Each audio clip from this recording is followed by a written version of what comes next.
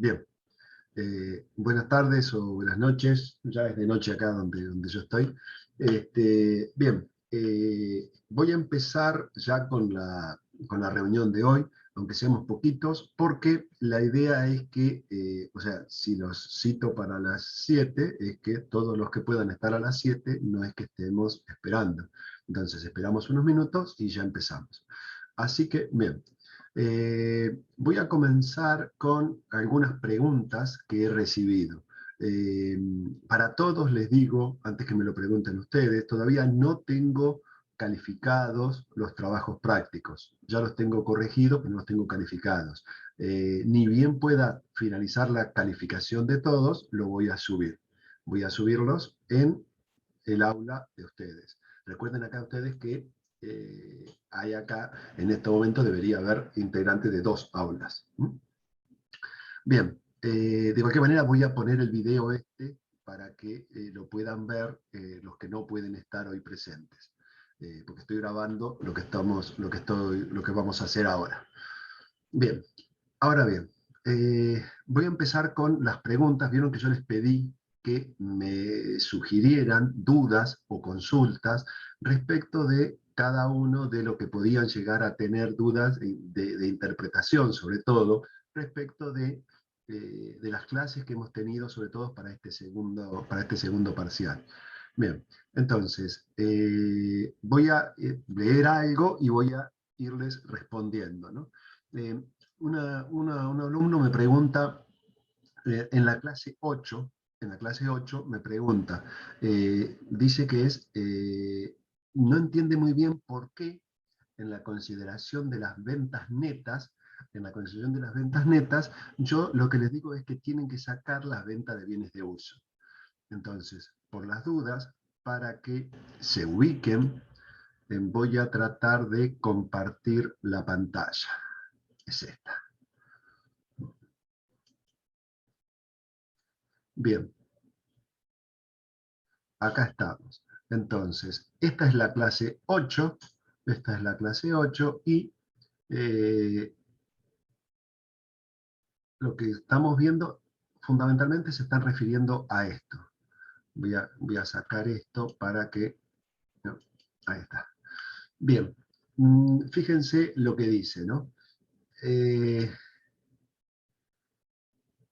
Dice, estamos hablando de ventas netas. ¿Qué son ventas netas en la tercera categoría? Dice, el valor a considerar como ganancia bruta es el valor de las ventas realizadas teniendo en consideración que debe darse del valor neto de IVA y neto de devoluciones. Ahora bien, es obvio que tiene que ser neto de IVA y neto de devoluciones. Hay otras consideraciones, fíjese que dice, se trata del valor de las ventas de bienes de cambio, por lo tanto deben segregarse de las mismas las ventas de bienes de uso. O sea, nosotros con el valor de las ventas netas, lo que vamos a hacer es, al valor de las ventas netas le vamos a restar el costo de las mercaderías vendidas. Entonces, si al valor de las ventas que nosotros tenemos le dejamos la venta de bienes de uso, cuando determinemos el costo vamos a determinar una utilidad falsa. Entonces, como nosotros lo que estamos hablando es venta de bienes de cambio, al valor de las ventas netas, nosotros tenemos siempre el total de venta. ¿Nosotros de dónde sacamos los valores? Los sacamos normalmente del libro de IVA, de las ventas de IVA. Y como la venta de bienes de uso es una venta grabada, entonces por eso que les digo que tenemos que sacar del valor total de las ventas netas la venta de bienes de uso. Ahora bien, la sacamos. ¿Y qué hacemos con la venta de bienes de uso? Bueno, la venta de bienes de uso le va a dar un tratamiento particular, independiente, distinto de la utilidad bruta. Digamos, si nosotros vemos un estado de resultado, sería ventas menos costo, utilidad bruta. Luego pues, van las cuentas de resultado negativo, luego van otras cuentas de resultado positivo y eso me da la utilidad antes de impuesto. Restamos luego el impuesto a las ganancias y una vez que restamos el impuesto a las ganancias, vamos a tener el resultado, digamos, contable del ejercicio. Bien, entonces, fíjense que yo dije ventas menos costo. Cuando hablamos de ventas, siempre estamos hablando de ventas netas, por supuesto, neto de IVA y neto de devoluciones, y además tenemos que sacar las ventas de bienes de uso. ¿Mm? Bien, espero que se haya entendido, entonces, lo que me había consultado esta persona. Dice, no comprendo por qué este tratamiento particular. Porque no, porque justamente por la metodología que vamos a utilizar para calcular la ganancia impositiva del ejercicio. Bien, después me dice, evaluación de existencia. Artículo 56 de la ley, a incisos A, B y C. Esta evaluación que estableció el legislador FIFO, ¿es siempre la utilizada o puede haber casos particulares? Yo dije de que el legislador utilizó digamos, el método FIFO, first in, first out, pero en realidad lo que yo hice fue una simplificación. Lo que nosotros siempre tenemos que aplicar es exactamente lo que dice el artículo 56, incisos A, B y C. ¿Qué es lo que tenemos que hacer? No tenemos que usar el método FIFO, tenemos que utilizar lo que dice exactamente el artículo 56, incisos A, B y C. O sea, la metodología de evaluación impositiva responde solamente a lo que dice la ley. Ahora, que la ley dice, en ninguna parte de la ley habla de FIFO o LIFO. Esperen un poquitito.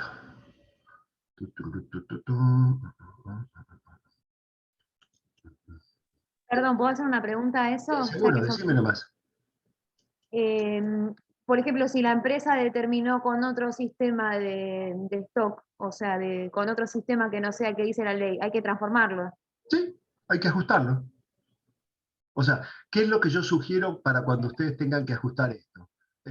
La forma más fácil sería ajustar la diferencia. Sería, digamos, la fórmula correcta. O sea, tengo una rentabilidad, un valor de evaluación contable, y lo que hago es utilizar una evaluación impositiva. Pero a veces es más práctico anular todo lo contable y cargar todo lo impositivo. O sea, fíjense, tenemos dos métodos de ajuste. O ajustamos por la diferencia entre lo contable y lo impositivo, o anulamos todo lo contable y cargamos todo lo impositivo. Tengan en cuenta que dije los dos veces lo mismo. Lo que pasa es que van a escribir distintos números en lo que vamos a, en cómo va a estar expresado digamos, el ejercicio, o cómo va a estar expresado los papeles de cálculo. Pero dije dos veces lo mismo.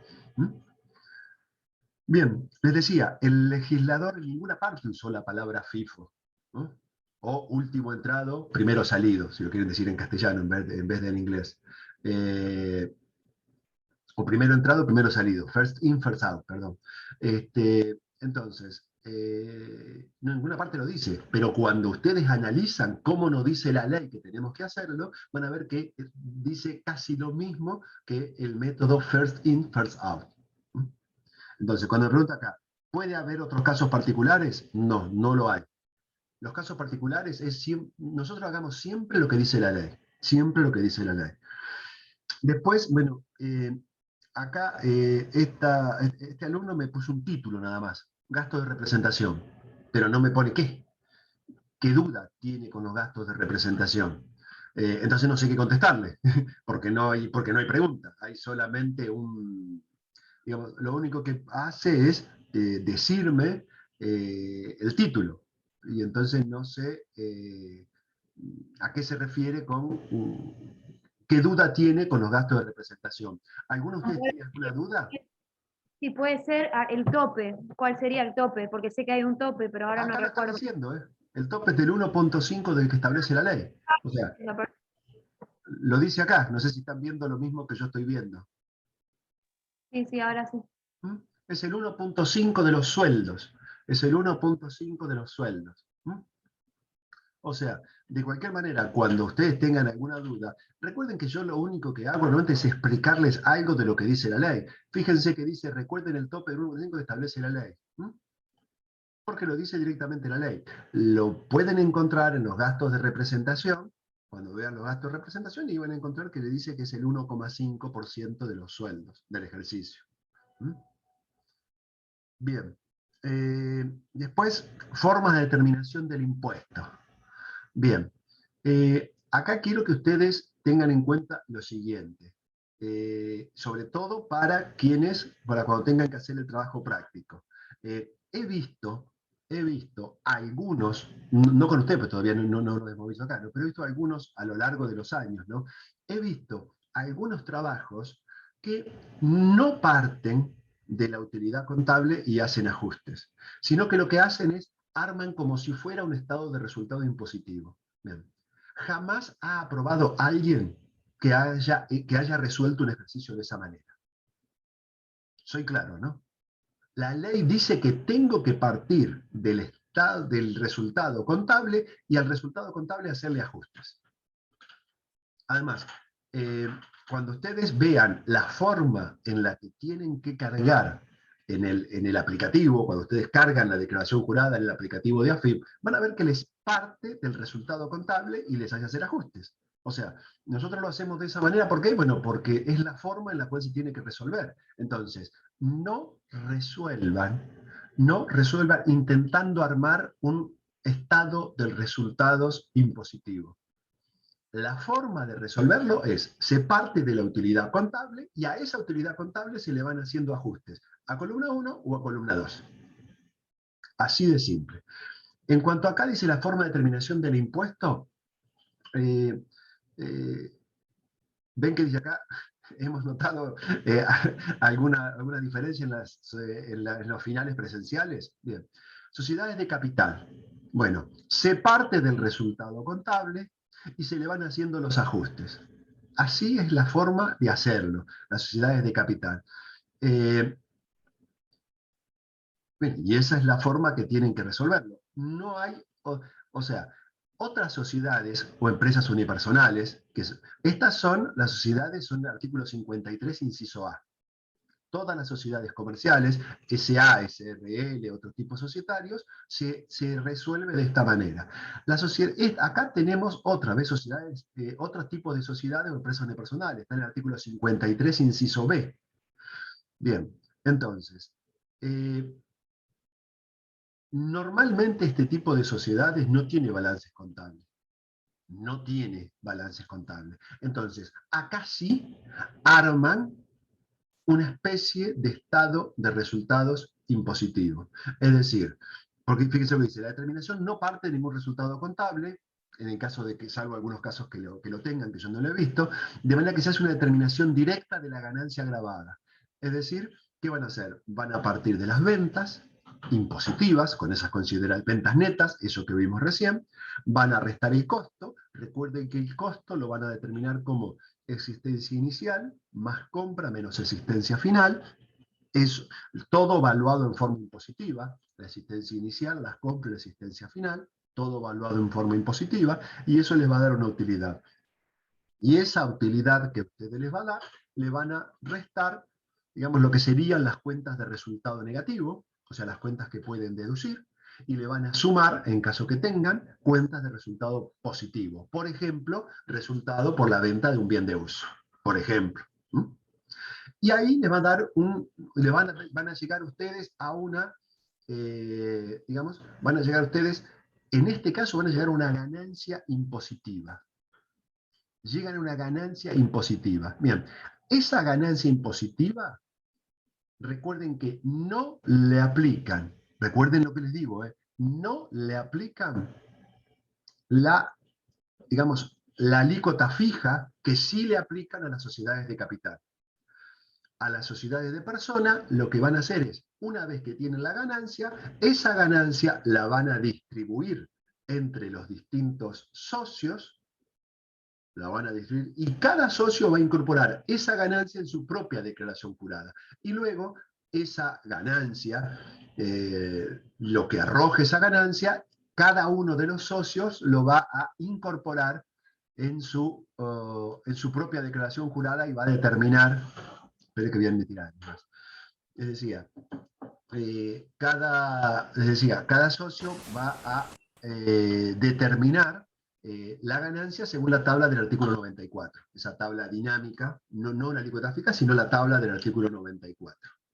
Entonces, muy importante, para las sociedades de capital, se parte el balance contable, se hacen los ajustes, se llega a una utilidad impositiva del ejercicio, y a esa utilidad impositiva se le aplica una alícuota fija. Perfecto. En las sociedades de capital, eso es lo que es de capital. En las sociedades de personas, lo que van a hacer es, van a determinar la ganancia en forma directa, y una vez que tengan esa ganancia, la van a dividir entre los participantes. Obviamente que si es una empresa unipersonal, la determinación va a ser 100% hacia esa persona, o sea que no van a dividir nada, simplemente lo van a incorporar en la declaración de ganancias de esa persona. ¿Está claro? Miren esto que es muy importante porque he visto varios errores de este tipo. ¿Alguien tiene alguna duda? ¿Tiene algo digamos, que decirme? ¿Alguna duda más de la clase 8? ¿O de esto que he hablado yo? No, yo No. me ajuste. ¿No? ¿Todo bien? Sí, Seguimos entonces con la clase 9. Bien. Esperen que yo voy a cerrar la clase 8, voy a abrir la clase 9. Bien. Bueno, no es muy claro lo que me consulta, ¿no? Porque ya les digo, una de las cosas que yo les digo siempre es que ustedes, cuando me hagan una consulta, díganme cuál es la duda. No me pongan un título, porque no sé qué responderle por un título solamente. Me ponen, por ejemplo, dice, repaso entre horario de directores y dividendos. No sé qué quiere decir. Yo interpreto que yo les puse en la clase 9 que no confundan el tratamiento de honorario de directores con dividendos. Entonces, el honorario de director es una ganancia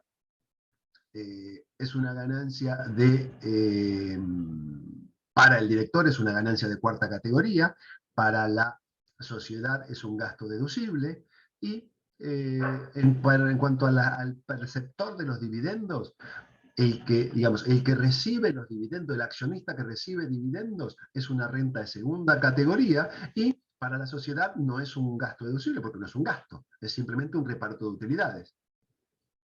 Entonces, yo les dije de que no lo confundan. ¿Por qué? Porque hay veces, sobre todo, no tanto en la práctica, pero sí muchas veces en la teoría, veo que confunden los conceptos entre honorarios y dividendos.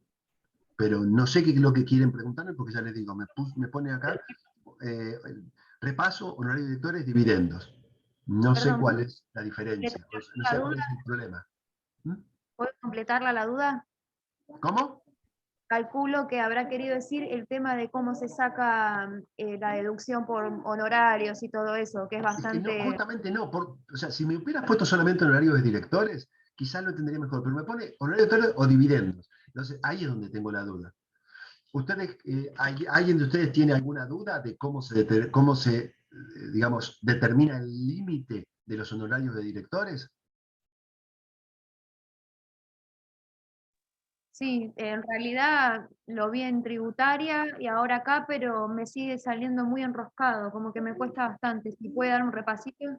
Bueno, veámoslo de esta manera, a ver si a lo mejor hablándolo se entiende un poquito mejor. Nosotros sabemos que, pensémoslo primero desde el punto de vista del director. Desde el punto de vista del director, sabemos que eh, la sociedad le va a asignar un honorario y para ese director, en principio, va a ser ganancia de cuarta categoría. Para la sociedad va a ser un gasto deducible, porque es un gasto necesario para obtener, mantener o conservar la fuente productora de ganancias. Hasta ahí vamos bien. La sociedad deduce el gasto y el director declara la ganancia. Hasta ahí vamos bien. Esperen que admito a alguien más. Bien, avanzo entonces. ¿Qué es lo que ocurre? Lo que ocurre es que, digamos, el gasto a deducir por las sociedades tiene dos límites. En realidad tiene más, pero vamos a suponer que sean dos los límites que tiene la sociedad. En primer lugar, o sea, la sociedad puede asignar honorarios y puede asignar prácticamente lo que quiere, pero veámoslo de esta manera. Lo que la sociedad puede deducir tiene dos límites. Entonces, un límite es el 25% de la utilidad contable. 25% de la utilidad contable. Perfecto. Para eso tienen ustedes una fórmula que yo les he explicado en la clase, cómo determinar ese 25%. Y además tiene otro límite distinto, que es 12.500 pesos anuales por cada uno de los directores. Entonces, de esos dos, la sociedad tiene que aplicar, de los dos, del 25% de utilidad contable o de los 12.500 pesos, de los dos va a determinar el mayor, como límite. Perfecto. Entonces, imaginemos que la sociedad, por ejemplo, asignó 200.000 pesos de honorarios de directores. Estamos hablando que está asignando el horario de un año, ¿eh? No es de un solo mes, es el horario de un año. Asignó 200.000.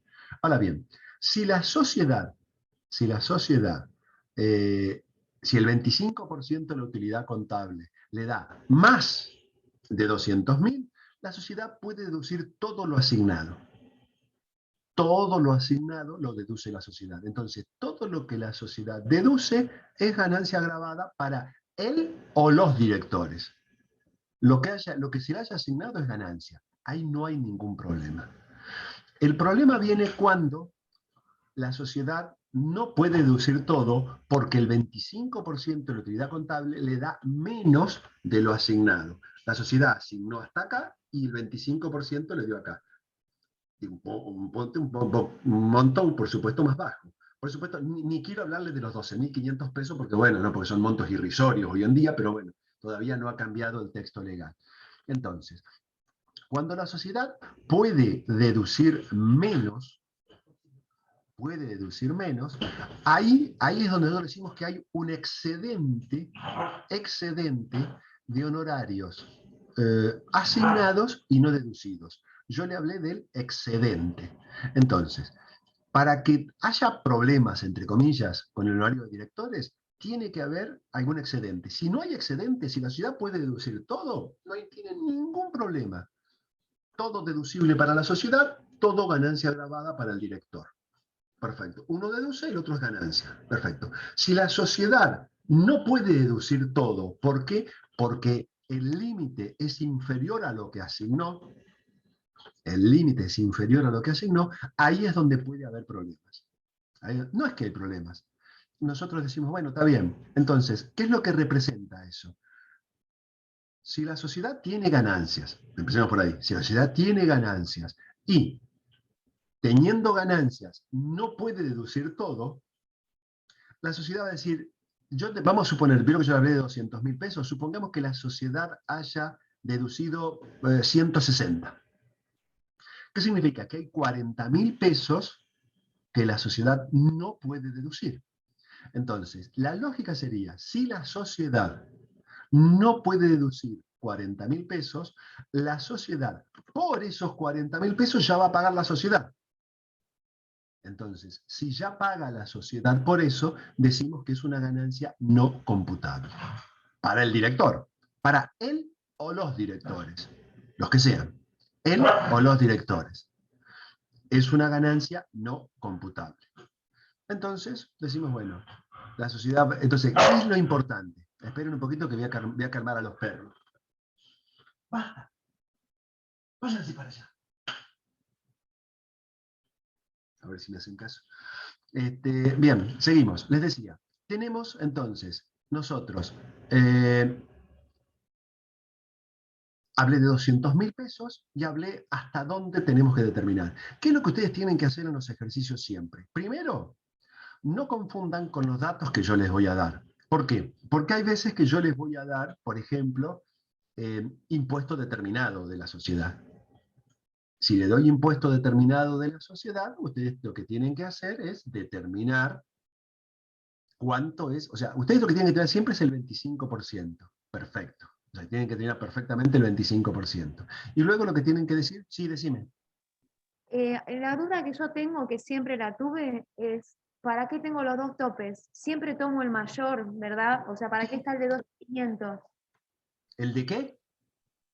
¿Por qué tenés el tope de 12.500 y el tope de la utilidad, el 25% de la utilidad contable? Porque Siempre así lo tomo... dice la ley. Claro, Nada más que por eso. pero yo tomo siempre el mayor. Sí. Calculás los dos y tomás el mayor. Listo. Nada más que por eso. Ahora bien, Ustedes lo que tienen que tener en cuenta es cómo determinar el tope de los 25%, el otro es un monto fijo casi siempre. Entonces, cómo determinar el tope del 25% y en función de eso resolver. Fíjense que lo único que tenemos que decir nosotros es lo único, nuestro objetivo en los ejercicios es resolver si hay algún excedente. ¿Excedente entre qué? Entre lo que asignó la sociedad y lo que la sociedad puede deducir.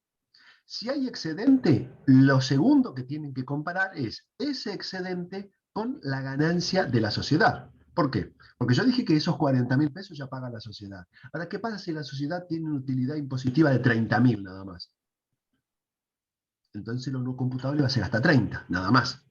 Porque la sociedad tributa por 30. Entonces no podemos decir que la sociedad tributa por 40 cuando la sociedad tiene una ganancia de 30. ¿Mm? Entonces ustedes tienen que determinar ese tipo de cosas. Ahí es donde está toda la cuestión. Vean, intenten, después escuchen esto que estoy grabando, lo que estoy diciendo, intenten luego ver la clase, ver los ejercicios que tiene y van a ver que dice exactamente más o menos lo mismo de lo que yo les estoy diciendo ahora. ¿Por qué tenemos dos límites? Porque lo dice la ley. Dice, el mayor de o 25% de utilidad contable, que utilizan la fórmula, o 12.500 pesos por cada uno de los perceptores. Si hay un solo director, van a ser 12.500 para ese director. Y si hay dos, serán 12.500 por cada uno. O tres, lo mismo, 12.500 por cada uno. Bien. Bueno, acá me puso un título, ¿no? Deudores incobrables. Artículo 91, inciso B. No sé cuál es la duda de los deudores incobrables. ¿Son deducibles deudores incobrables? Sí. ¿Por qué en tercera categoría deducimos deudores incobrables? Deducimos en tercera categoría deudores incobrables porque me lo permite la ley. Así de simple, me lo permite la ley. Artículo 91, inciso B. ¿Por qué voy a deducir deudores incobrables? Porque fíjense que yo en tercera categoría estoy reconociendo las ganancias por el método de lo devengado. Entonces, reconozco una ganancia que no he cobrado. ¿Qué pasa si nunca lo cobro? Si eso que yo he declarado como ganancia no lo he cobrado nunca. Entonces, ahí es donde interviene, porque fíjense que yo les dije, las ventas yo las voy a determinar no por lo que cobré, sino por lo que facturé, vamos a decirlo de esta manera. Entonces, ¿qué pasa si eso que facturo no lo cobro nunca? Bueno, ahí es donde interviene esta deducción de deudores incobrables. Entonces, ¿voy a poder deducir deudores incobrables? Sí. ¿En base a qué? Al artículo 91, inciso B, o también, por supuesto, ¿no? Al decreto reglamentario, todo esto que dice de cómo pueden ser deducibles, bueno, bla, bla, bla, bla, bla, bla. Entonces, ¿por qué se deducen deudores incobrables? Porque yo primero ya los reconocí o en este ejercicio o en algún otro pasado como ganancia. Ya tributé por eso, voy a tributar por eso. Entonces, ¿qué es lo que tengo que hacer? Tengo que restarlo. Por eso me permite deducirlo. Lo tengo que deducir, ¿por qué? Porque realmente nunca voy a tener esa ganancia. Entonces, no quiero que la ley, el legislador no quiso que se le sume digamos, a la pérdida por no tener una pérdida por tributar por una ganancia que no la va a tener porque el deudor es incobrable. Estimo que me querrá decir eso.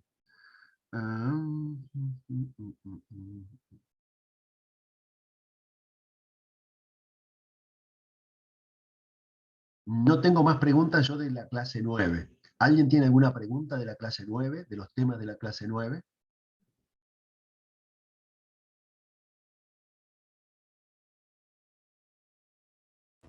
No. Bueno, avancemos entonces. Pasemos a la clase 10. Yo voy a cerrar la clase 9 que tengo abierta y voy a pasar a la clase 10. La clase 10 me habla de disposición de fondos, venta y reemplazo y empresas constructoras. Y me dice,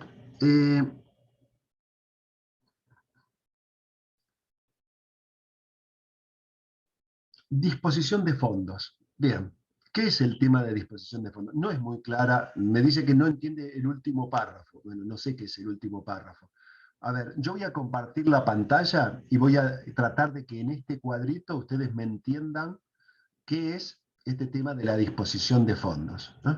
Vamos a compartir pantalla. ¿A dónde está? Acá. Bien. Entonces, ¿qué es disposición de fondos? Es disposición de fondos en favor de terceros.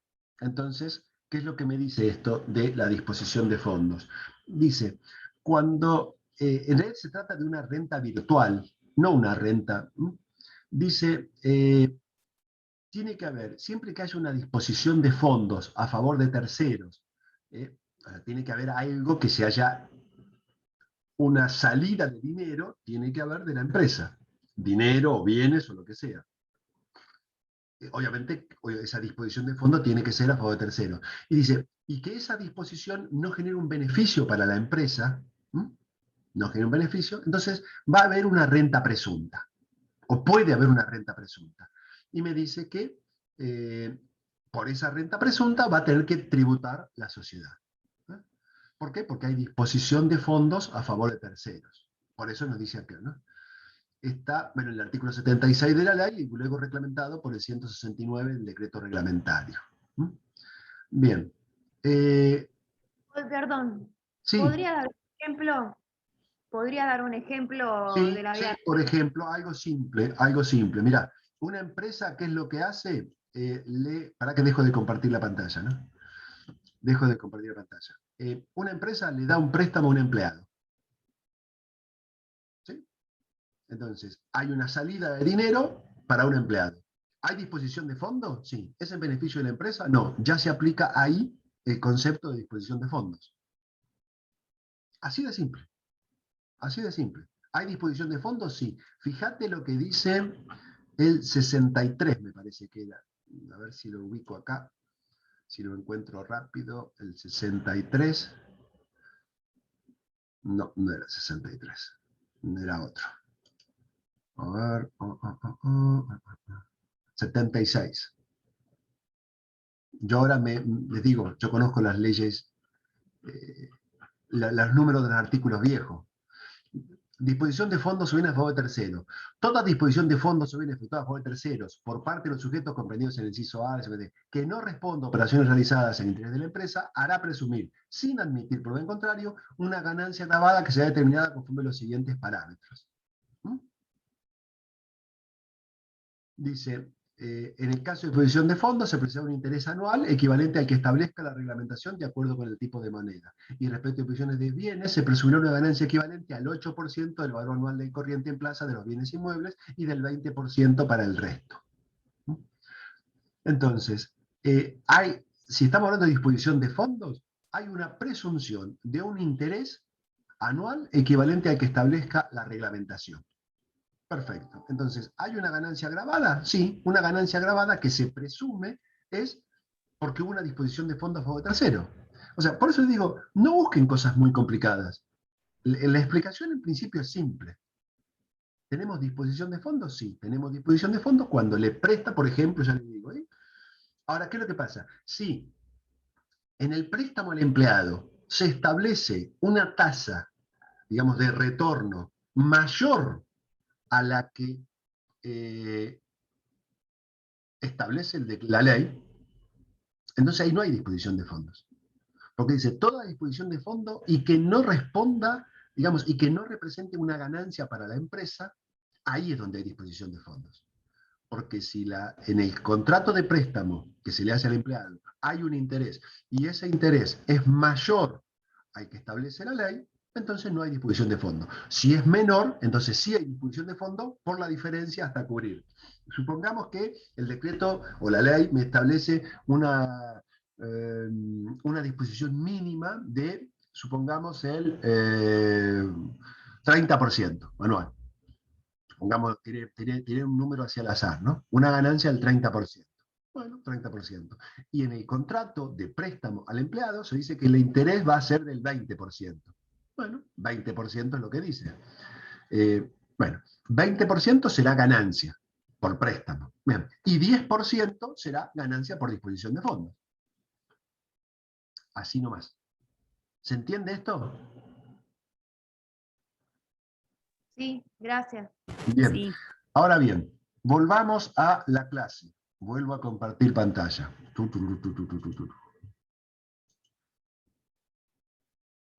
también hay disposición de fondos cuando digamos, el director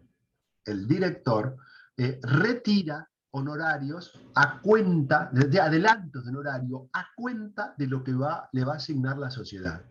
Entonces, ustedes están viendo este gráfico que yo estoy viendo, ¿verdad? Sí.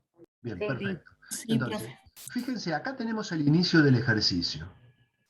Y acá tenemos el cierre del ejercicio. Y el director ha hecho 3 retiros. Este y este. Este es un gráfico de tiempo, ¿no? El tiempo va, para mí, desde la izquierda hacia la derecha. Entonces, acá tenemos el cierre de ejercicio y acá tenemos la asamblea de accionistas. Entonces, supongamos, y solamente supongamos, que el director acá retira 50.000 pesos. Acá retira 50.000 pesos y acá retira 50.000 pesos. O sea, a lo largo del ejercicio, el director retira 150.000 pesos. Perfecto.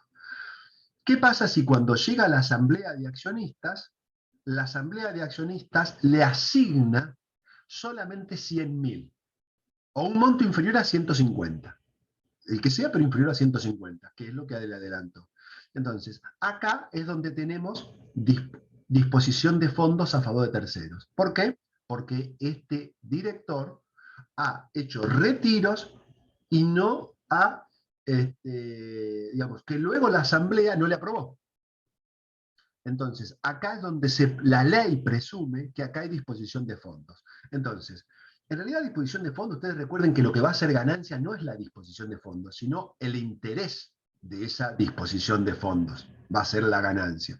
Entonces, vieron que yo les dije 50, 50 y 50, y que la asamblea le asigna solamente 100. O 100 o un monto que 110, por ejemplo, también puede ser. Entonces, por la diferencia, se va a suponer que este director le debe a la sociedad la diferencia entre lo que retiró y el monto que le asigna. Entonces, desde el retiro que efectuó hasta el cierre de ejercicio, hay interés presunto de este ejercicio. Desde el cierre de ejercicio hasta que la asamblea le asigna y que el director devuelve los fondos, hay interés presunto del próximo ejercicio. ¿Por qué? Bueno, porque nosotros tenemos que declarar como ganancia del ejercicio el interés de este. Y el interés de este es esto que está acá pintadito de color gris, rayadito así de color gris. Y esto que tienen acá es algo fijo de color, bueno, marroncito, una cosa así. ¿Alguna pregunta con esto? No. Bien. ¿Alguna otra pregunta? ¿Algo que no les haya quedado claro de la clase 10? Yo trato de ser lo más, digamos, ordenado posible, ¿no? No, yo tengo dudas, pero con ajuste por inflación. Bueno, ya vamos a llegar, ya vamos a llegar. Bien. Cierro entonces esto de la clase 10, abro la clase 11. ¿Hago una pregunta? ¿Por qué Decime. esta porque yo cursé contabilidad 3, Sí. es totalmente distinto, nada que ver el ajuste por inflación que se hace por un balance que para FIP. Nada que ver, exactamente. Nada que ver el balance, el ajuste por inflación contable con el impositivo. Pero nada que ver, ¿eh? Totalmente distinto. Genial. Bien. Entonces,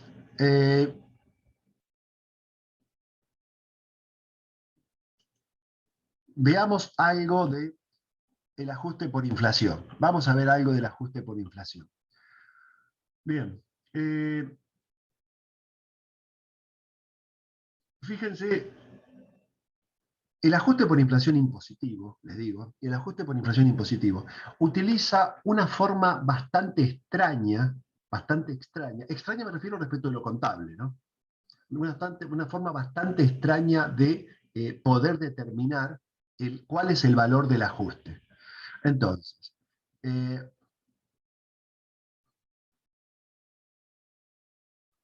a ver, bien. Esperen un poquito, ahí estoy llegando, ¿eh?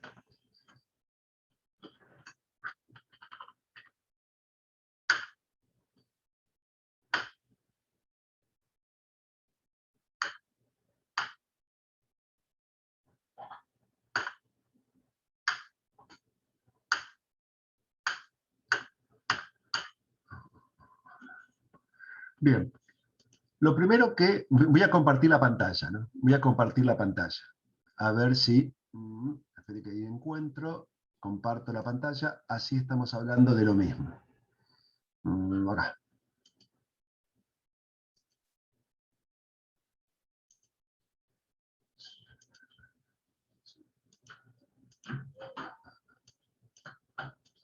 Bien.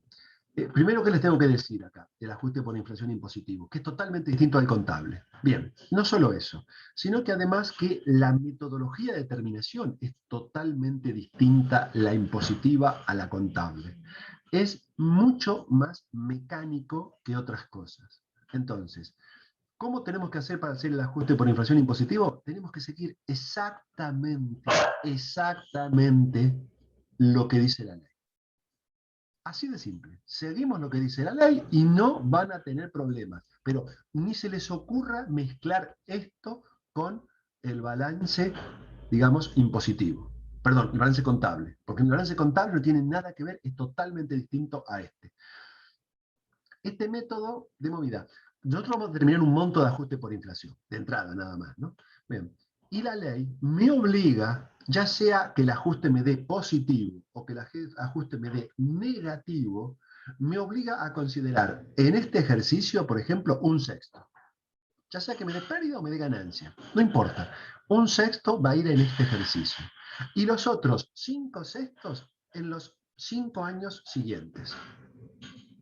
Así es como se hace. Entonces, ¿cómo hacemos para... ¿Quiénes hacen el ajuste por inflación? Bien, los únicos que hacen ajuste por inflación son los sujetos de tercera categoría. Vamos a empezar por esto, de tercera categoría. O sea, ni primera, ni segunda, ni cuarta hacen ajuste por inflación. Solamente tercera categoría. ¿Está claro? Avancemos. Entonces, procedimiento de cálculo. Recuerden que les dije que íbamos a seguir lo que dice la ley. Dice, a los fines de practicar el ajuste por inflación a que se refiere el artículo anterior, se deberá seguir el siguiente procedimiento. Y cuidado con lo que les voy a decir ahora. Dice, al total del activo según balance comercial o en su caso impositivo, se le detraerán los importes correspondientes a todos los conceptos que se indican en los puntos que se tallan a continuación. Bien. Entonces, acá no lo dice, pero por otra normativa, créanme que es así, que yo voy a partir del balance al inicio del ejercicio. Voy a partir del activo y del pasivo al inicio del ejercicio. Y con el activo al inicio y con el pasivo al inicio, lo que voy a hacer es voy a determinar un ajuste que se llame ajuste estático. Ajuste estático. Luego, por lo que ocurrió en el año, desde el inicio hasta el cierre, voy a hacer otro ajuste que se va a llamar ajuste dinámico. La sumatoria del ajuste estático más el ajuste dinámico me va a dar el ajuste por inflación. Entonces, cuando el 106A me dice al total del activo, es el activo al inicio del ejercicio. Y me dice, al total del activo según el balance comercial, en su caso impositivo, se le detraerán los importes correspondientes a los conceptos que se indican en los puntos de tasa de contenido. O sea, al total del activo le voy a sacar esto. Todo lo que dice acá. Todo lo que dice acá se lo voy a sacar. Entonces, ¿qué es lo que le voy a sacar? Inmuebles y obras en curso sobre inmuebles, excepto que sean bienes de cambio. O sea, fíjense, si yo digo inmuebles y obras en curso sobre inmuebles, estoy hablando, excepto que sean bienes de cambio, ¿qué es lo que voy a sacar? Voy a estar sacando o bienes de uso, vamos a decirlo así, o inversiones. Inmuebles y obras en curso sobre inmuebles. Perfecto. Inversiones en materiales con destino a obras comprendidas en el punto anterior. Estoy hablando que lo voy a sacar del activo, del activo. O sea, voy a agarrar el activo, lo tengo todo el activo acá y voy a decir, bueno, a ver, ¿qué activo me cumple con estos puntos? Y si encuentro uno, lo saco. Recuerden que hablo del activo al inicio. ¿Qué más voy a sacar? Bienes muebles amortizables, incluso los reproductores, bienes muebles en curso de elaboración, bienes inmateriales, en las explotaciones forestales la existencia de madera, acciones, cuotas y participaciones sociales, incluidas las cuotas parte de fondos comunes de inversión, las inversiones en el exterior, los bienes muebles no amortizables, los créditos que representan sellos de anticipo que congelan precios, los aportes efectuados a cuenta de futuras integración de capital, los saldos pendientes de integración de los accionistas, los saldos deudores del titular de los dueños de los socios, y en las empresas locales de capital extranjero, los saldos deudores de persona o grupo de personas del extranjero que participen directo e indirectamente en el capital, los gastos de constitución, organización y reorganización de empresas, y los anticipos, retenciones y pago de cuenta de impuestos y gastos. Entonces, de todo esto, yo lo voy a sacar y voy a determinar un valor de activo, ¿sí?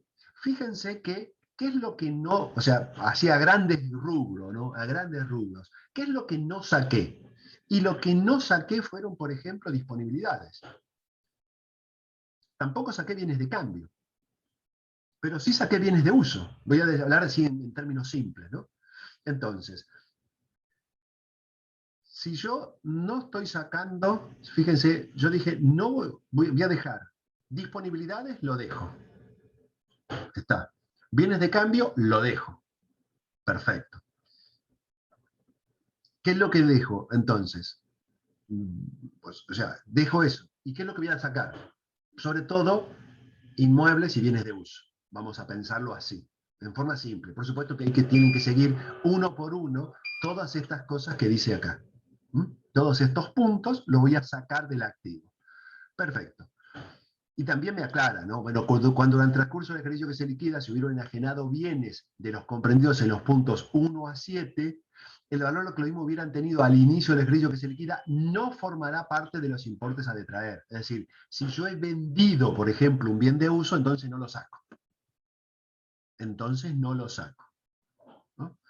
Dice, el mismo tratamiento corresponderá si dichos bienes se hubieran entregado a alguno de los conceptos que se refieren al punto 1 a 4 del primer párrafo del inciso D. En los casos en que durante el ejercicio se hubieran afectado bienes de cambio como bienes de uso, el valor impositivo que se les hubiera asignado al inicio del ejercicio de tales bienes formará parte de los conceptos de traer del activo. ¿Está claro entonces cómo vamos a conformar el activo? Partimos del activo total al inicio del ejercicio. Recuerden esto, al inicio del ejercicio, y le voy a sacar, vamos a suponer los bienes de uso, para decírselo así. No es solo el bien de uso, pero vamos a suponer, para simplificar, le voy a sacar los bienes de uso. Así me queda un activo computable. Ahora fíjense lo que dice el inciso B. Al importe que se obtenga por aplicación del inciso A, o sea, al activo, se le restará el pasivo. A estos fines se entenderá por pasivo, pero fíjense que dice se le restará por pasivo y no dice que se parte del pasivo contable, ¿eh? Dice que se resta el pasivo. ¿Y qué se entiende por pasivo?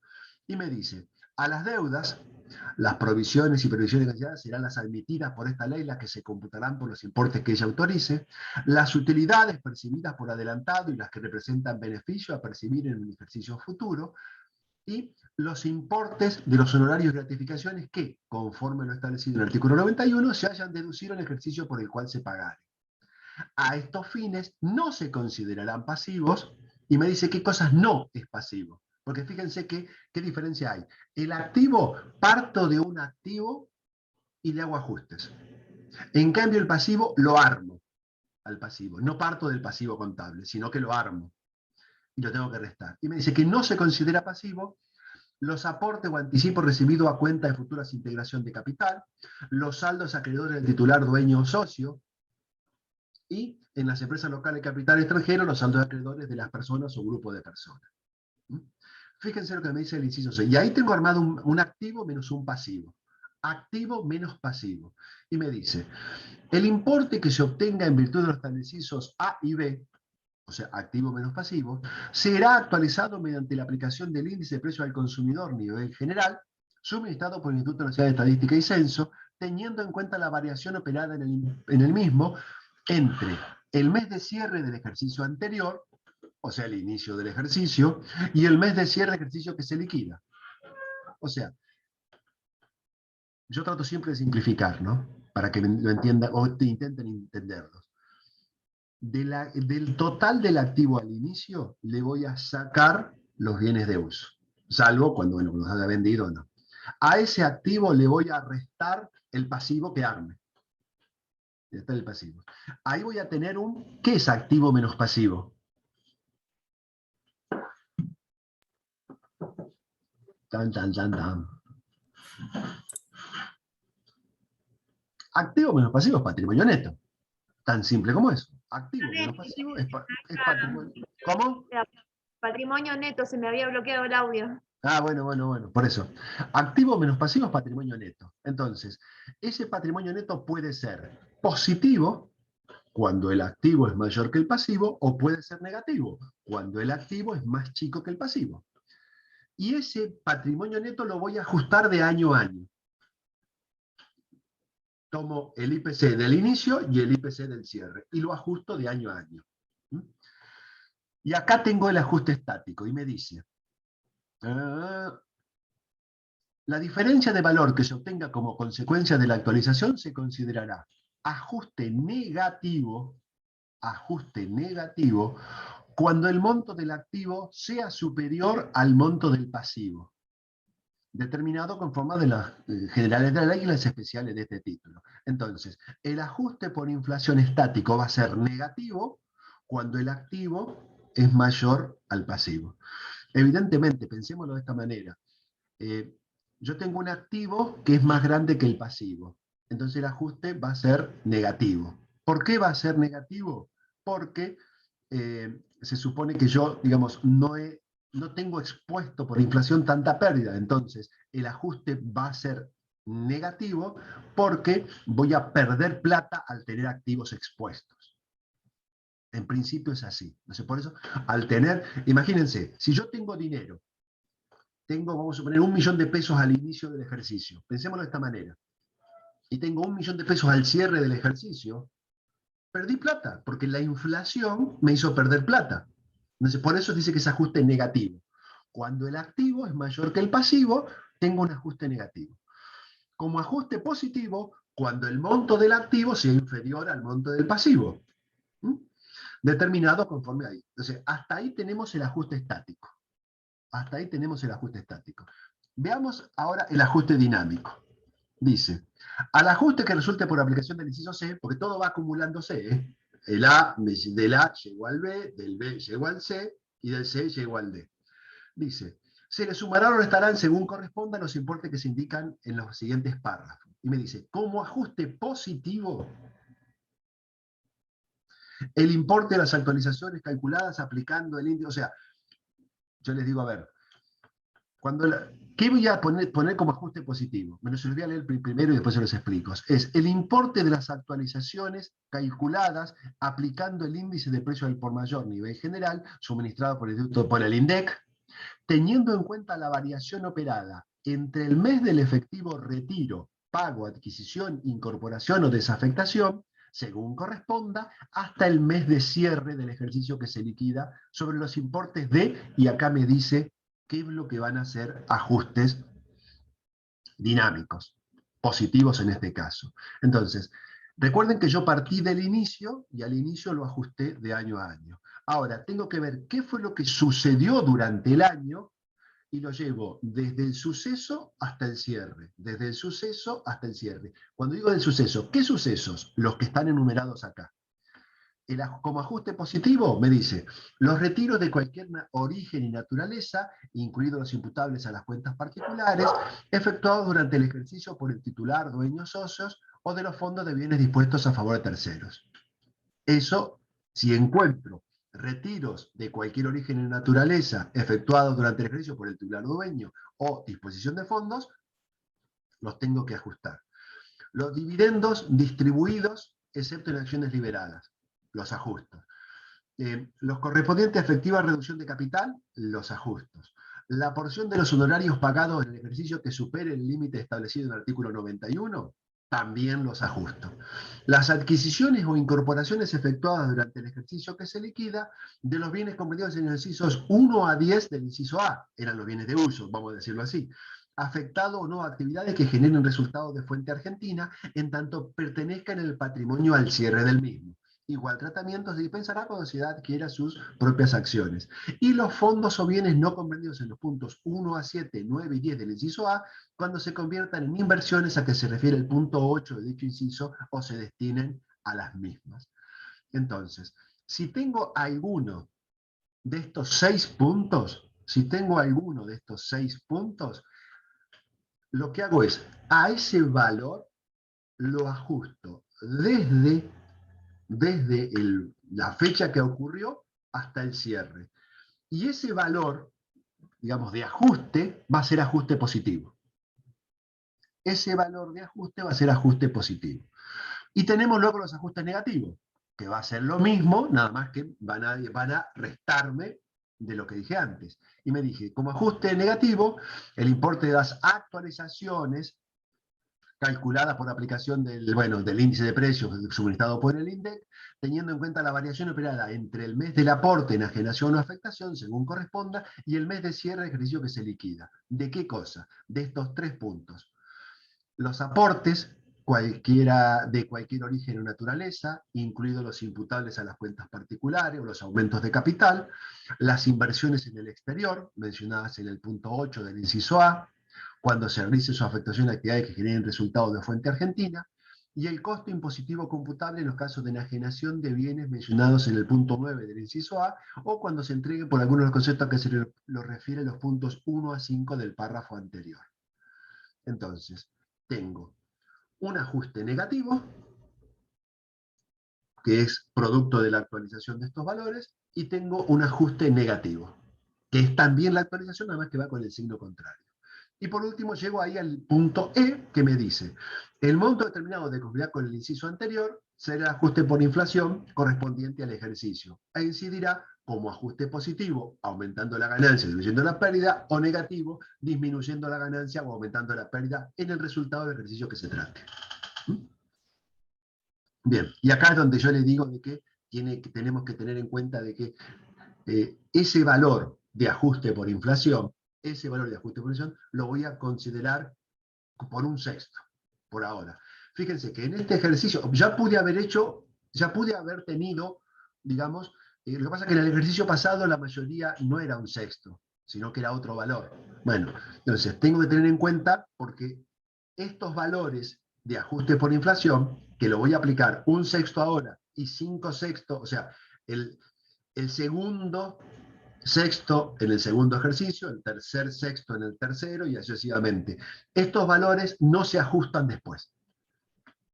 O sea que, digamos, tenemos un ajuste por inflación retrucho, impositivo. Vamos a decirlo de palabras sencillas, es un ajuste retrucho. ¿Por qué? Porque en el balance contable, nosotros hacemos el ajuste por inflación contablemente, ¿para qué? Para tener todos los, digamos, activos y tener todo el resultado expresado de manera homogénea. Y por eso aplicamos el RECPAM. Por eso obtenemos el RECPAM. Pero es el RECPAM de todo el ejercicio. Ahora, acá tenemos un ajuste por inflación, impositivo, pero solamente vamos a computar un sexto. Supongamos, y solamente supongamos, por ejemplo, supongamos que contablemente, de hecho me han tocado balances ahora con esta situación. Yo he tenido balances ahora en los cuales la pérdida por exposición a la inflación fue muy alta, muy alta. Pues, supónganse, por ejemplo, los 3 millones de pesos de pérdida por RECPAM. Me ha tocado. Cuando he hecho el ajuste impositivo, me dio menor. Me dio, por ejemplo, en vez de 3 millones que me daba el contable, me dio 1 millón. Puede pasar. Pero de ese millón, yo solamente pude computar un sexto. Nada más, o sea, 100 y pico nada más. Nada más. Si ustedes lo quieren ver así. Entonces tengo 3 millones de pérdida por exposición a la inflación contable y tengo 100 y pico nada más por pérdida impositiva, de ajuste por inflación impositiva. Entonces, ¿qué es lo que me pasó con una sociedad? Que contablemente me dio pérdida por el ajuste por inflación. Y sin embargo, impositivamente me dio ganancia. ¿Por qué? Porque no pude aplicar los 3 millones que yo tenía en forma contable, sino que tuve que aplicar un sexto del ajuste que ya me había dado menos. Y además, yo ahora tengo, por ejemplo, una pérdida de 1.000.000 de pesos, ¿no? Vamos a pensarlo así. Tengo una pérdida de 1.000.000 de pesos. Bueno, tengo una pérdida de 1.000.000 de pesos, pero solamente voy a computar un sexto. Entonces, ¿qué es lo que pasa con esto? Y lo que pasa con esto es que yo esos 5 sextos lo tengo que prorratear, por así decir, en los próximos 5 ejercicios. O sea, esa pérdida por exposición a la inflación se me lo vuelve a comer la inflación. ¿Mm? Bien. ¿Alguna pregunta con esto? Recuerden que estoy yo solo, entonces no me escriban por el chat porque no los voy a ver, ¿eh? No los voy a ver. Yo tengo una pregunta, profesor. Dale. No sé si lo dijo porque la verdad es que estoy cocinando mientras estoy con la clase. Así como yo peleo con mis perros. Tengo mi pregunta es la siguiente. Yo computo un sexto este año. El año que viene me vuelve a dar y computo un sexto de ese año más Sí. el 2 sextos de este año. Sí, qué- sí, así es. Y además, vamos a suponer que el año pasado, se van yo, acumulando. claro, se van acumulando, se van acumulando. Vamos a suponer que el año pasado, suponete nada más, yo haya computado, por ejemplo, un tercio. Entonces, el ejercicio anterior computé un tercio.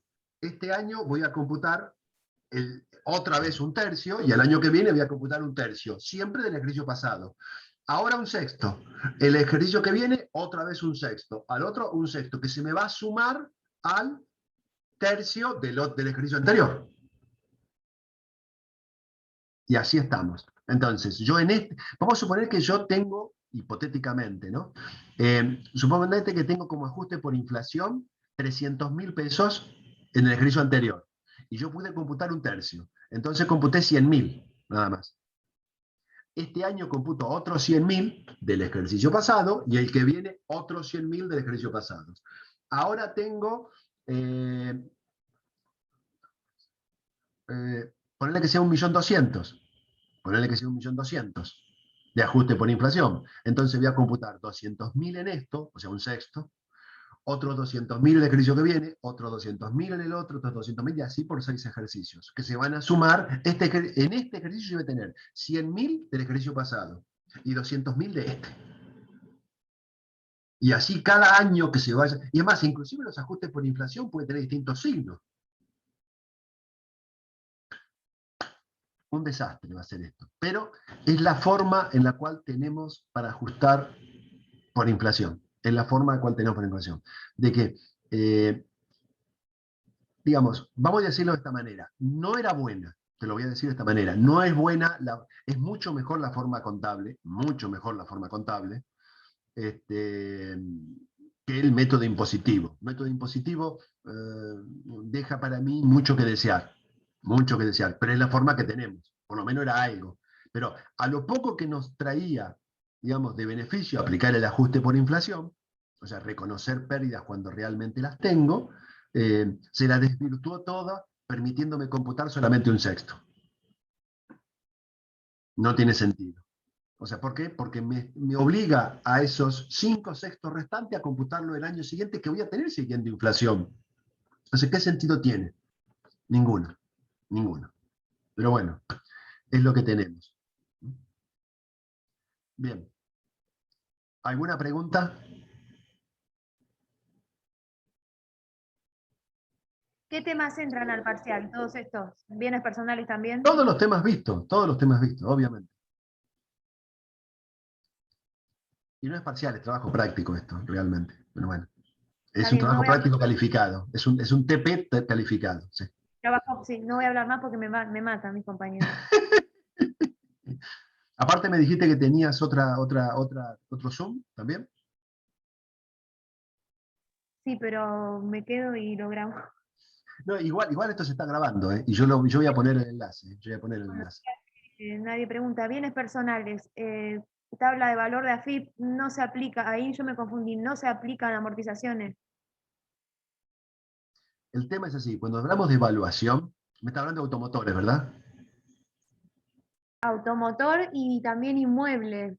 Pero no hay tabla de AFIP para inmuebles. El valor de plaza, digo, No, el valor de plaza es otra cosa. para los bienes en el exterior.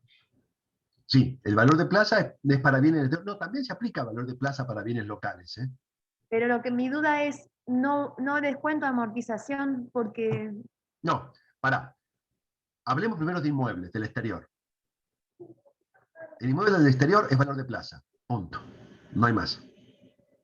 No hay amortización, no hay nada. No hay créditos, no hay nada. Es valor de plaza, punto. ¿Está claro? sí, Perfecto. Ahora, cuando hablamos de valor tabla de AFIP, ¿de qué valor tabla de AFIP me estás hablando? de automotores, sí. Bien. La amortización se aplica siempre sobre el valor de adquisición. Siempre sobre el valor de adquisición. Ahora, el valor tabla de AFIP no se amortiza. Es ese valor, punto. Y de Gracias. los dos tomo el mayor, siempre. Siempre que corresponda, ¿no? Siempre que corresponda.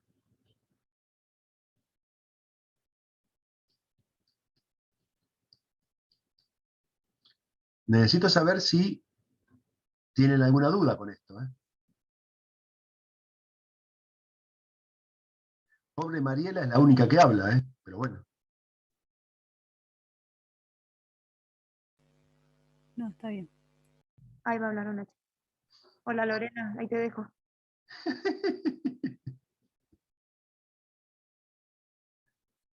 No, no, yo ya entendí. Bien. Yo estoy acá para responderles. La idea mía es responderles los temas, las dudas que puedan llegar a tener. Las dudas que puedan llegar a tener. Entonces, yo les voy a hablar temas de evaluación de inmuebles, de inmuebles. La evaluación de inmuebles que ustedes tienen que hacer es la siguiente.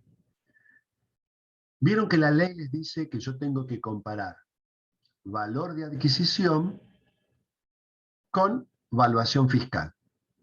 Esa es una comparación. Luego te puedo hacer otra comparación más que ya se los voy a decir. Entonces, primero, el valor de adquisición, yo tengo que al valor de adquisición separarlo. ¿Cuánto es terreno? ¿Cuánto es edificio? Lo tengo que hacer de acuerdo con el, digamos, con la proporción que haya, en el avalúo fiscal. La proporción que haya en el avalúo fiscal entre cuántos de terreno, pero fíjese que dije no la evaluación fiscal, sino la proporción que haya en la evaluación fiscal entre terreno y edificio. Perfecto. Si no tengo esa proporción, porque a lo mejor no tengo valor fiscal, pero tengo un solo valor, entonces no me sirve si tengo un solo valor. Me sirve si yo tengo cuánto es terreno y cuánto es edificio. Si no, no me sirve. Porque yo de la evaluación fiscal lo que tomo es la proporción, nada más. Entonces, al valor, si no tengo la evaluación fiscal o no tengo la separación de eso, le voy a aplicar. En caso de que sean departamentos, lo normal es aplicar 80 y 20. 80 de edificio, 20 terreno. En caso de que sean casas, lo normal es aplicar 67 y 33. 67 edificio, 33 terreno. Ahora, si tengo el avalúo fiscal del origen, o sea, del mes de adquisición, y lo puedo separar en cuánto edificio y cuánto es terreno, lo aplico. Perfecto.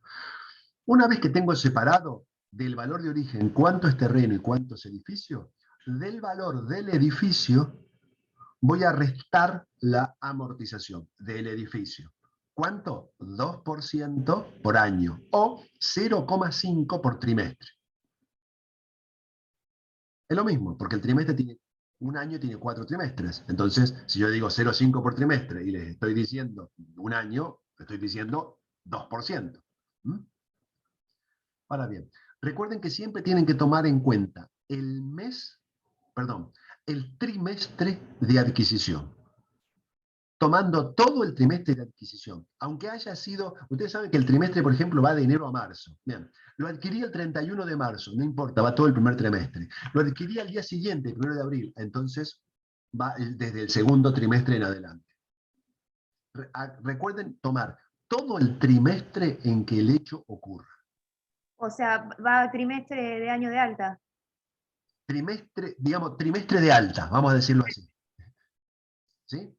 En ningún caso cuando estén haciendo trimestres, nunca, nunca, recuerden esto, utilicen decimales. No me digan 3,5, 3,01 trimestre. No, no, no. Trimestre es o 1, 2, o 3, o 4. Punto. No hay más. No, no hay más opciones que esa. No fraccionen los trimestres nunca. Y va todo el trimestre de alta. Todo el trimestre de alta. Perfecto. Y ahí cuentan todos los trimestres. Perfecto. ¿Hasta cuál? Hasta el último trimestre de este año. Perfecto. Y ahí amortiza. Fíjense que la diferencia que hay entre ganancias y bienes es que en ganancias nosotros cuando tenemos que deducir una amortización, solamente deducimos la amortización del ejercicio. Solamente. En cambio, en bienes personales, cuando tenemos que restar las amortizaciones, restamos la amortización acumulada, desde la adquisición hasta el cierre del ejercicio. Todos los del ejercicio 1, 2, 3, 4, 5, 6, las sumamos todas. Entonces, en ganancias, solamente el trimestre en ganancias. En bienes personales, no, todo desde el inicio hasta acá, todos. Entonces, al valor del inmueble le resto las amortizaciones acumuladas. Al valor del inmueble, es decir, terreno más edificio, le resto la amortización acumulada, solamente del edificio. Perfecto. Y ahí tengo lo que sería, lo que nosotros decimos, valor residual actualizado. Perfecto. A ese valor residual actualizado lo voy a comparar con la evaluación fiscal. Pero cuidado, cuidado y cuidado. 3 veces se los dije, ¿eh? No se utiliza la evaluación fiscal del ejercicio 2020. No se utiliza la evaluación, aunque la tenga. No se utiliza la evaluación fiscal del 2020. Aunque sea un dato, no la utilicen. Porque la ley dice que pueden utilizar la del 2020, sí, pero ¿cuándo? Solamente cuando no tienen la del 2017. Si tienen la del 2017, tienen que a la evaluación del 2017 aplicarle un índice de actualización. O sea, si ustedes tienen un ejercicio, o en un ejercicio, no un ejercicio, en la realidad, si ustedes tienen la evaluación fiscal del 17 y del 20, tienen que tomarla del 17 y aplicarle un índice de actualización, que ya está fijado por ley. Pero no utilicen la del 20. ¿Mm? En el 19 hicimos lo mismo. O sea, tampoco utilizamos la del 19, utilizamos la del 17 y actualizamos. En el 18 tampoco hicimos lo mismo. En el 18 no usamos la evaluación fiscal del 18, sino que utilizamos la del 17 y actualizamos. ¿Por qué? Porque lo dice la ley. Ay, perdón. No, está bien. Así de simple. Así de simple, porque lo dice la ley. Lo que pasa es que la ley no les dice el número. Después ustedes se van a enterar del número, de cuál es el índice de ajuste. Les digo por qué, se los explico de otra manera. ¿Por qué? Porque la ley dice que no tengo que utilizar la evaluación fiscal, sino que una evaluación que va a crear un organismo que no se creó nunca, hasta ahora. Y que mientras tanto, lo que debo hacer es utilizar la del año anterior y actualizar. O sea, esto salió en el año 2018, es el año 2018. Entonces, cuando tuvimos que hacer 2018, no utilizamos la evaluación fiscal de 2018, sino que utilizamos desde 2017 y actualizamos. Cuando tuvimos que hacer 19, no utilizamos el 19, utilizamos el 17 y actualizamos. Y ahora que tenemos que hacer el 20, no vamos a utilizar el 20, sino que vamos a utilizar el 17 y actualizamos. Cuando ustedes porque no lo hacen, porque no están ejerciendo, obviamente, pero cuando ustedes lo están haciendo, van a ver que en el aplicativo de AFIP les dice, les pregunta, ¿tiene evaluación del 2017? Si ustedes tildan eso, les dicen, coloque la evaluación fiscal del 17 y el sistema solo le va a calcular, porque ya tiene cargado el sistema, cuál va a ser el índice de ajuste. Les pide que, si tiene la del 17, le va a pedir que cargue la del 17. Si ustedes no tildan esa, entonces le pueden poner la evaluación fiscal del 2020. Por supuesto que no les conviene.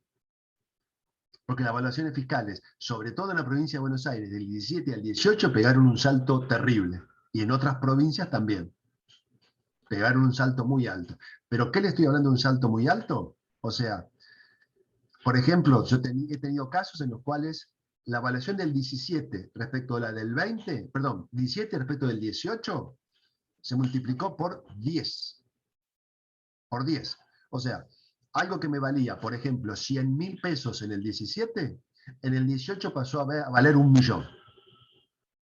Se multiplicó por 10, le agregué un cero más. Entonces, ¿qué me dijo la ley en el 18? No utilice la del 18, utilice la del 17 y actualice. Entonces, en vez de computar 1.000.000, vamos a suponer que la línea de actualización me haya dado, supónganse ustedes, 40%, entonces apliqué a 100.000, le apliqué 40 y que me quedó 140, en vez de 1.000.000, como me decía la evaluación fiscal del 18. Entonces, la evaluación fiscal, recuerden, utilicen la del 2017 y apliquen el índice de actualización. ¿Sí? Ahora bien, tengo, por un lado, valor residual actualizado. Por otro lado, tengo evaluación fiscal, esta que les dije yo. Miren que estoy parando esto. Lo que pasa es que... Ahí está. Ahí para el teléfono. Lo que pasa es que les decía que a ese valor, al mayor de esos valores, en caso de que sea vivienda, le podría restar el saldo de créditos hipotecarios, el saldo de crédito. En caso de que sea vivienda, en caso de que sea casa habitación, le puedo restar eso, al mayor de estos dos. Si no, no resto nada. Pero solamente en el caso de que sea casa habitación. Avanzo un paso más. Avanzo un paso más. No me preocupa mucho si es casa habitación, porque las casas habitación están exentas hasta 18 millones. Pero, por la duda, avanzo. Y hay algo que ustedes tienen que saber respecto de los inmuebles. Respecto de los inmuebles, cualquiera sea el inmueble, no solo casa habitación, vieron que yo les dije, al valor residual lo tengo que comparar con la evaluación fiscal, esta que yo actualicé. Perfecto. Y de ahí tomo el mayor. Perfecto. Y ese lo tengo que considerar con el valor de plaza. Si el valor de plaza es inferior a ese valor, tomo valor de plaza. Es como una especie de seguro. Una especie de seguro. Nunca me tengo que pasar de valor de plaza. Nunca me tengo que pasar de valor de plaza. Es raro, porque fíjense, si yo utilizo valor de adquisición, normalmente el valor de adquisición siempre fueron valores bajísimos. Entonces, y encima tengo que restar las amortizaciones, más bajo todavía.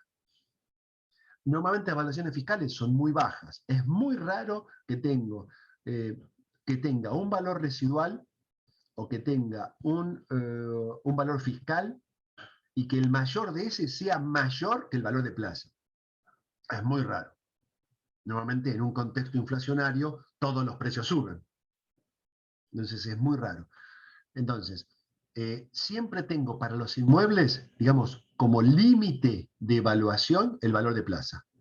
Lo otro es la metodología. La metodología me dice tengo que considerar valor residual o valuación fiscal, esta que yo les dije. Y de estas dos, tomar el mayor. Perfecto. Ahora, cuando voy a escribir el valor, tengo que decir, cuidado, ¿y el valor de plaza cuánto es? Si el valor de plaza es menor, tomo el menor. Si es mayor, no lo tomo, solamente si es menor. Así evalúo los inmuebles. Perfecto, gracias. En los automotores recuerden que la comparación con el valor de plaza, perdón, con el valor tabla de AFE, lo tengo que hacer por 5 ejercicios. 5. ¿Por qué les digo esto? Porque el quinto ejercicio, ustedes van a tener un valor residual de 0. Porque como amortizan 20% por año, el quinto año le va a dar un valor residual de 0. Bien, pero el quinto año también se considera. También lo voy a considerar el valor tabla de AFE. Y recuerden que hablando del quinto año, desde la adquisición, no el quinto año del vehículo. O sea, supónganse yo, por ejemplo, en el 2017, por ejemplo, adquirí un vehículo, pero no lo adquirí de 0 kilómetros. El automóvil ya era 2013. Entonces tengo 13, 14, 15, 16, 17. Ya para AFIP valía 0, teóricamente. Pero yo lo adquirí en ese momento. Entonces, para mí se cuentan 5 años más. Yo voy a considerar 17, 18, 19, 20 y 21. Pero en el 21 también lo voy a considerar. No es que vaya a 0 y ya no lo considero. Si lo sigo teniendo, ya al 6.º año, ahí sí pongo totalmente amortizado. Ahí sí. Pero recuerden que lo voy a considerar 5 años, incluyendo el de la adquisición.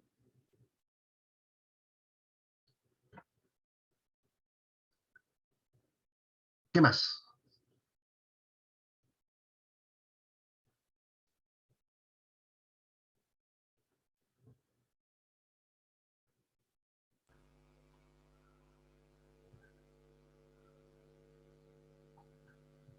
No, para mí está bien. ¿No hay más dudas entonces por hoy? Ustedes recuérdenme, yo les recuerdo, de que si No, tienen para mí dudas, además de estas clases, de estos Zoom que nosotros hacemos, pueden escribirme, pueden escribirme. Mariela es una de mis mejores alumnas. Me escribe siempre y está perfecto. Y está perfecto. Está perfecto. Lo que hace está muy bien. Ojalá, yo le dije hace un ratito, ojalá tuviera varias Marielas que me consultan las dudas que tengan.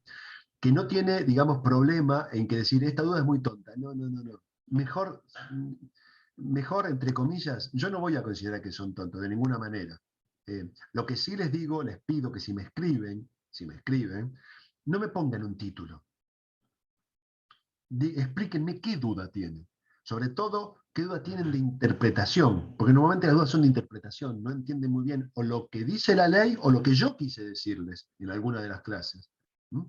Entonces, y si ustedes, o la duda cuál puede ser, que no estén de acuerdo con lo que yo digo. Porque puede ser, porque hay cosas que yo a veces creo que digo cosas o creo que escribo cosas que para mí son muy obvias, pero resulta que para ustedes no.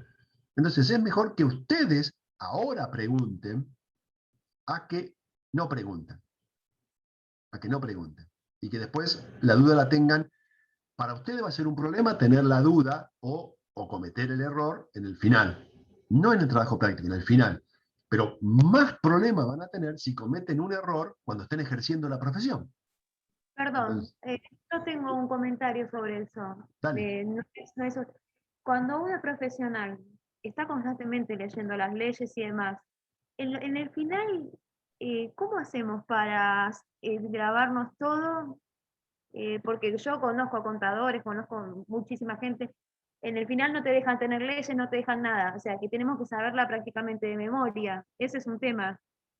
Eh, y van Sí, cambiando y los años van cambiando. sí. Yo lo que les digo es que, porque me pasan con alumnos míos y ya me han planteado esto varias veces. Por ejemplo, ahora vamos a rendir un final. Creo que el mes que viene, una cosa así, o en agosto va a haber un final. Y ya me están preguntando mis alumnos, ¿qué ley tienen que saber? Si la ley vigente hoy, o la de julio, o la del año pasado, o el año que ellos cursaron. Y yo lo que les digo es, todas las veces que hacemos los finales, consideramos la legislación al último 31 de diciembre. Es decir, ahora estamos considerando la legislación al 2020, en estos momentos. El próximo final que estamos armando con los otros profesores de Impuestos 1, lo estamos armando con la legislación al 2020. Ahora, yo tengo alumnos que han cursado conmigo en el 2019. Entonces, ¿qué es lo que yo hago con esos alumnos? Ellos me escriben, por supuesto tienen mi mail, y yo lo que les hago es, les mando todas las clases del 2020. Mira, acá tengo todas las clases del 2020. Fíjate, porque yo voy actualizando obviamente las clases, y ahí vas a poder tener todos los temas. Es la mejor forma. Le mando todo lo que todos los nuevos ejercicios, todas las nuevas clases, todos se los mando. Entonces ellos han cursado conmigo el 2019. Entonces, cuando ven las clases mías del 2020, pueden, a ver, esto cambió, esto no cambió, esto cambió, esto no cambió, y ahí les resulta más fácil para hacer. Es la forma más fácil que tienen para hacerlo. ¿Mm? Me escriben y yo les paso todas las clases. Clases y ejercicios nuevos. Tengo varios alumnos que hacen eso. O sea, fíjense una cosa. Yo, por ejemplo, ¿hoy qué día es? Es martes. El lunes de ayer, no, el lunes de la semana pasada, en otra facultad, yo fui el orador de unas jornadas, la jornada de contabilidad, administración y economía. Fui el orador, uno de los oradores. Y hablé de las modificaciones del impuesto a las ganancias. Ahora voy, Cristina. Y a ver las modificaciones del impuesto a las ganancias, las últimas modificaciones, las del mes pasado, para trabajadores en relación de dependencia. Es algo que mis alumnos todavía no lo vieron. ¿Por qué? Porque la ley se publicó el mes pasado, se publicó en abril realmente. Se publicó en abril, el 21 de abril me parece que se publicó la ley, y que se reglamentó el 25 de mayo. Y recién ayer se publicó la resolución general reglamentándola. Bueno, no tienen que tener en cuenta la legislación del 2021, porque ninguna clase mía está todavía. Entonces, para cuando hagamos el final, ustedes tienen que considerar la legislación vigente al 2020. Si ustedes ahora están cursando conmigo y yo les estoy dando la legislación vigente al 2020, puede que le haga algún comentario del 2021. ¿Pero por qué? Por si rinden el año que viene, nada más. Pero es comentario, nada más, no es clase. Si van a rendir el final, toca rendir el final el 2021, perdón, ahora es 2021, si les toca rendir el final el 2022, recuerden que lo que pueden hacer es pedirme las clases del 2021. Bien. Cristina, ¿vos me querías preguntar algo? Sí, profesor, ¿qué tal? Para un Yo poquito. me Ahí está, conecté, dale. sí, Ahora sí. yo me conecté un poquito tarde y no sé si usted comentó algo sobre los trabajos prácticos, las notas del primero.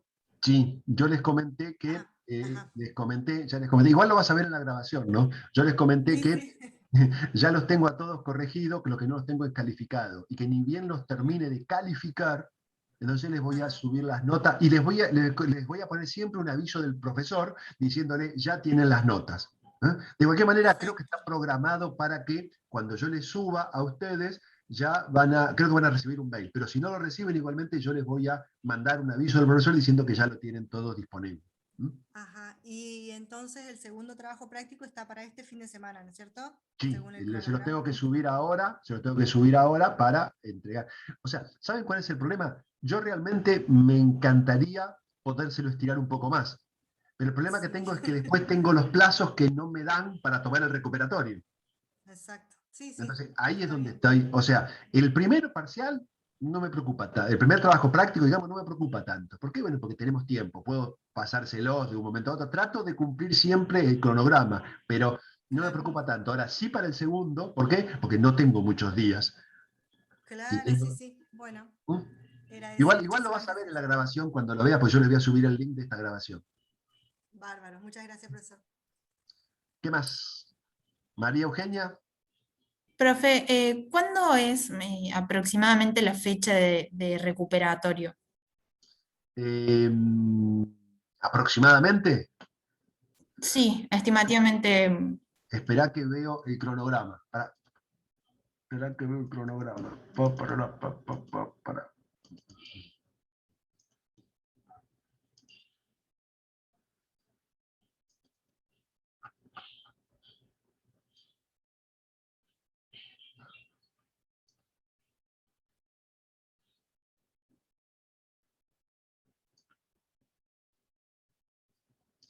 Mirá, yo tengo que entregar las actas el 7 de julio.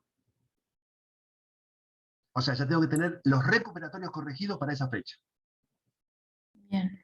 ¿Sí? O sea, tiene que Sí. ser seguro, no más allá de esa fecha, porque no. Pero no solo yo, ¿eh? Todos los de este ciclo cierra la cursada el 7 de julio. O sea, todos tenemos Bien. que cerrar las actas para esta fecha, para el 7 de julio. O sea, va a ser antes de esa fecha, obviamente, porque tengo que mandarles, tengo que darles tiempo para que lo hagan, tienen que mandármelo y tengo que corregirlo. Claro, perfecto, profe. Bueno, gracias. Ahí está. ¿Qué más?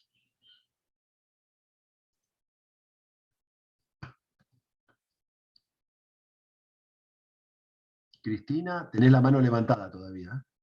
¿Querés decir algo más o no?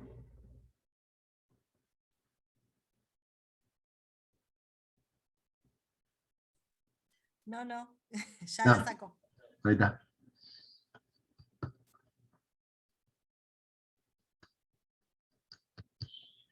Fíjense ustedes que, bueno, yo se los dije a ustedes. Lo que pasa es que, bueno, no lo usamos. Para mí, la mejor forma de que yo les pueda explicar las cosas es hablándoles, así como estoy haciendo ahora, para mí. De la mejor de la que tenemos disponible. Por supuesto que la mejor de la mejor es presencialmente. ¿Por qué lo mejor es presencial? Y que siempre me gustó a mí. Bueno, fíjense, yo estoy dando clases desde el 93, más o menos. Sí, desde 1993 estoy dando clases. Entonces, para mí, ¿qué es lo que pasa?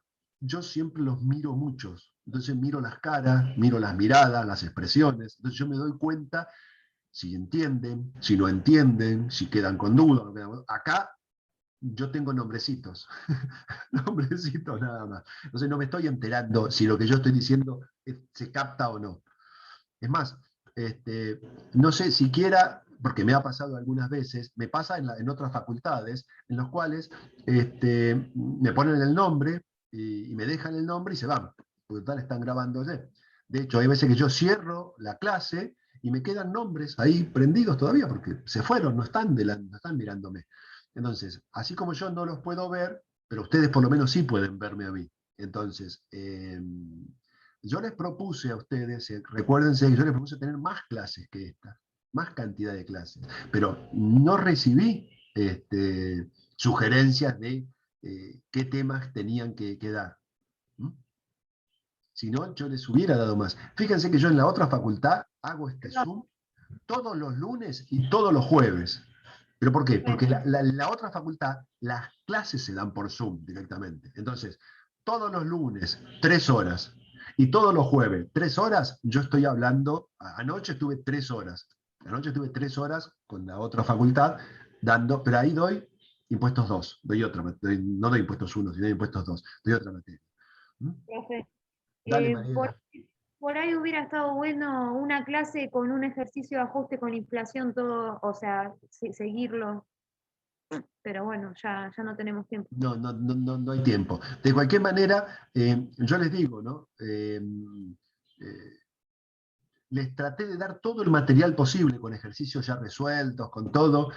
Intenten seguirlos, intenten seguir la lógica de la que yo les di. Fíjense que yo les subí un ejercicio de ajuste por inflación simple y un ejercicio de ajuste por inflación más complejo. O sea, para que vean cómo se hace, para que vean cómo se hace. Intenten verlo de ahí. Ya les digo, yo puedo contestarles dudas, sí, pero dudas puntuales. O sea, no puedo contestar, o sea, para eso tengo las clases. Entonces, necesito sobre todo que ustedes interpreten. Fíjense que yo cuando hice el ajuste por inflación impositivo, lo que hice fue leer cada uno de los puntos de la ley. ¿Qué es lo extraño que yo les dije a ustedes? Que se toma el activo y el pasivo al inicio. Eso es lo raro, porque la ley no lo dice en forma precisa. O sea, está pero está escondido. Está pero está escondido. Entonces, yo les dije, mire, acá recuerden que esto es el activo al inicio. Y el activo al inicio que se parte de un activo y que se le traen cosas a ese activo. ¿Y qué les dije del pasivo? Que el pasivo se arma. Bien. Y del activo del pasivo, ¿qué hacemos después del activo y el pasivo? Bueno, hacemos ajuste dinámico positivo y ajuste dinámico negativo. Y de ahí sacamos el ajuste por inflación. ¿Mm? Les digo, el ajuste por inflación, créanme, es bastante mecánico. Es bastante mecánico. El impositivo, es bastante mecánico. No es tan técnico, no es tan técnico. Es bastante mecánico. Pero tienen que acordarse bien de todas las cositas. Cuando dice, tengo que detraer este activo, sí, pero recuerden que más abajo dice, cuidado que esto no hay que detraerlo. ¿Mm? Bien. Si no hay más preguntas, por hoy terminamos. Porque si no, te digo, después me cuesta mucho subir cuando la grabación es muy larga, ¿no? No, está bien para mí. Bueno, Bárbaro, profe. Sí, está bien. espero que les Muchas vaya, gracias. espero que les vaya muy bien. Miren, creo que la Gracias. chica que me escribió todos estos temas, estas preguntas, yo no la veo acá. Así que, a lo mejor, pero no importa, seguramente va, ¿cómo es? Va a ver la grabación esta. Bueno, chicos, que tengan unas muy buenas noches, cuídense mucho, Gracias y, igualmente. Gracias. nos vemos en cualquier momento. Gracias. Pueden escribirme, pueden hacerlo. Chaucito, Gracias, profe. Bueno, Gracias. cuídense. Chau, chau. Buenas noches.